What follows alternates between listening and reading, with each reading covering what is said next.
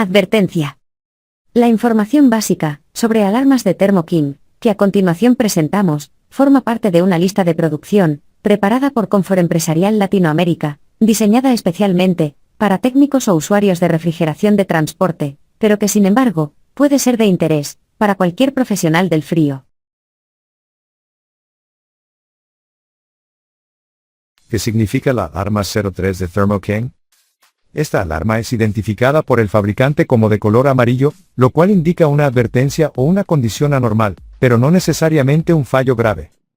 El código 03 THERMO KING se relaciona con el control de la temperatura del caudal de aire de retorno, del depósito refrigerado o de una zona. Es importante investigar la causa de esta alarma, y tomar medidas para resolver el problema antes de que se convierta en un fallo grave. ¿Qué medidas tomar si el problema de la alarma 3 THERMO KING persiste? Usted debe enfocarse en el sensor, que precisamente se encarga de informar la temperatura de retorno del aire al controlador del sistema. Las principales causas de problemas del sensor de temperatura que origina el código 3 de THERMO KING son: A. Circuito del sensor abierto. Si el equipo THERMO KING usa un sensor tipo PT1000, el módulo de control detecta el problema de circuito abierto cuando la medición de resistencia del circuito del sensor es superior a 1300 ohmios. B. Cortocircuito en el circuito o sensor. El cortocircuito del sensor del aire de retorno es detectado por el controlador cuando la resistencia del sensor es menor a 600 ohmios. C. Sensor descalibrado. Es decir, el valor de resistencia no es el correcto al presentarse una determinada temperatura. Realice las siguientes verificaciones. 1. Revisar los datos del controlador para ver si el sensor está enviando señales consistentes y precisas. 2. Verifique si hay cables del sensor dañados. 3. Verifique las conexiones del sensor al controlador. 4. Asegurarse de que el sensor no esté expuesto a temperaturas extremas, o a condiciones ambientales que puedan afectar su rendimiento. 5. Si se sospecha que el sensor está fallando, se puede probar con otro sensor, para ver si el problema persiste. 6. Utilizar un multímetro, para comprobar la continuidad de la conexión en el sensor PT1000, y asegurarse de que no haya ninguna interrupción en el circuito. Como en algunos modelos el sensor es una PT1000, un sensor de 2 terminales, tome en cuenta estas recomendaciones. 1. Desconecte el sensor y, con un multímetro en la posición, mida la resistencia eléctrica entre los dos cables del sensor. 2. El sensor no se puede examinar sin desconectarlo. 3. Cuando el sensor es una PT1000, tiene un coeficiente de temperatura positivo. Esto significa que la resistencia eléctrica del sensor aumenta con la temperatura. 4. Recuerde que el sensor está calibrado para tener una resistencia de 1.0 ohmios a 0 grados Celsius. Pueden surgir ahora las siguientes preguntas. ¿Cómo medir la continuidad del circuito del sensor de temperatura que origina la alarma de THERMO KING? 1. Debe usar un multímetro y desconectar el sensor de temperatura. 2.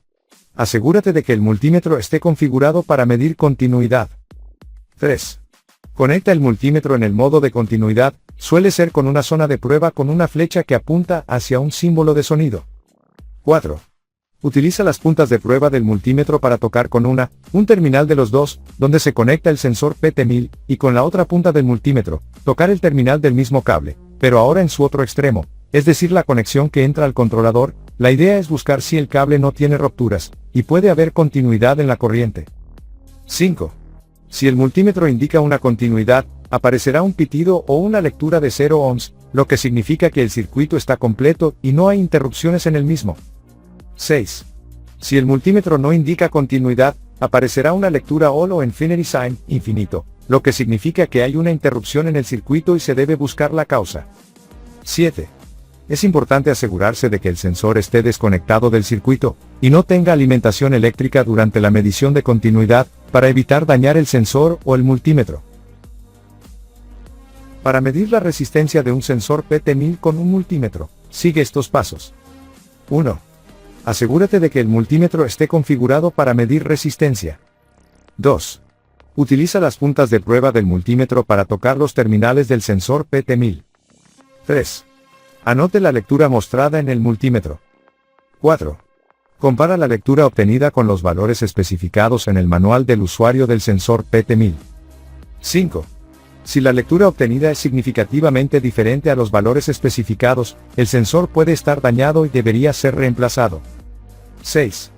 Ten en cuenta que la resistencia del sensor PT1000 variará dependiendo de la temperatura. Es importante asegurarte de que el sensor esté en un ambiente estable y a la temperatura recomendada para obtener una medición precisa. 7. Los valores de resistencia normales con el sensor PT1000, podemos visualizarlos en la siguiente tabla. Para medir si la alimentación de voltaje del sensor PT1000 es correcta con un multímetro, sigue estos pasos. 1. Asegúrate de que el multímetro esté configurado para medir voltaje. 2. Utiliza las puntas de prueba del multímetro para medir el voltaje en la conexión de los terminales del sensor PT1000. Si el voltaje que muestra el multímetro es negativo, debe intercambiar las puntas de prueba del aparato de medición que acabó de colocar en los terminales de conexión. 3. Anote la lectura mostrada en el multímetro. 4. Compara la lectura obtenida con los valores especificados en el manual del usuario del sensor PT1000. 5. Si la lectura obtenida es significativamente diferente a los valores especificados, el sensor puede no estar recibiendo la alimentación correcta, y debería investigarse el circuito eléctrico del equipo. 6.